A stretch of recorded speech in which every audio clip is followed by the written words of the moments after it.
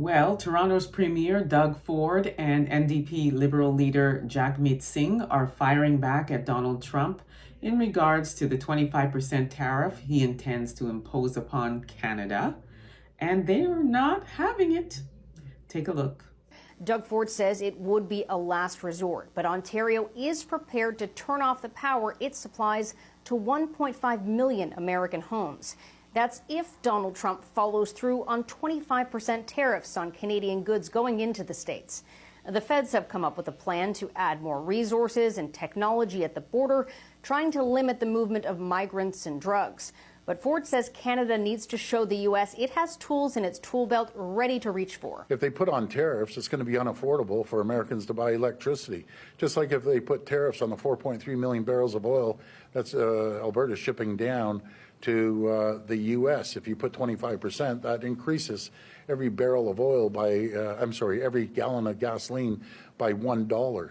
So I don't think that President-elect Trump wants that to happen. What we need to do is acknowledge that Trump is a bully. Bullies look for weakness. That's why he's trolling us.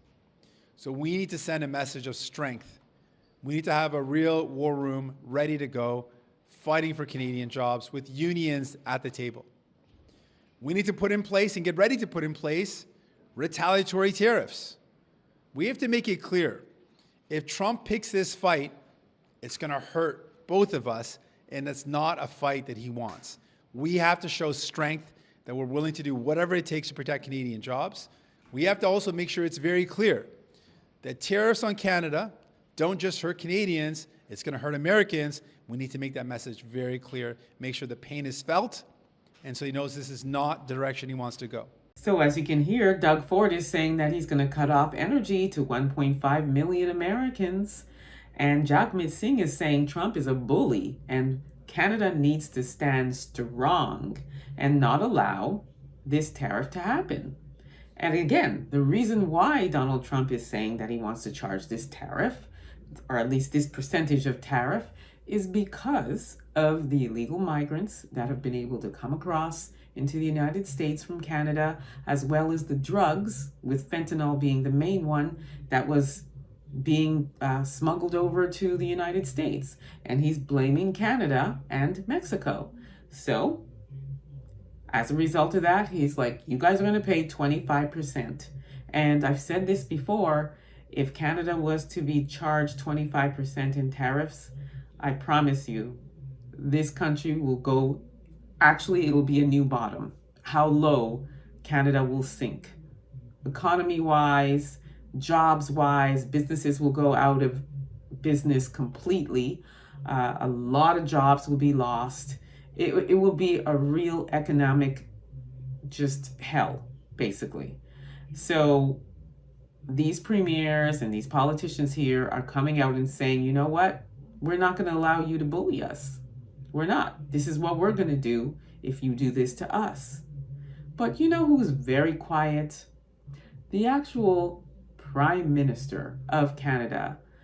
After he flew down to Mar-a-Lago and groveled, there's been nothing more since that. He's the one who should be out here saying we're not going to accept it, and saying that here's what we're going to do if you do decide to follow through on that. Instead, he's eerily quiet. Very, very strange, but unsurprising, because this is what he is. He doesn't really have a backbone, quite spineless. And now the word on the street is that he's considering resigning. So I'm going to be following that story. Let's see how this goes. In the meantime, Canada is doing the best that they can to make sure that they can work something out with Donald Trump so that this country doesn't end up in the gutter. So we shall be watching to see how things go, and I will keep you all updated. In the meantime, let me know what you think about this. Don't forget to like, subscribe, share this content.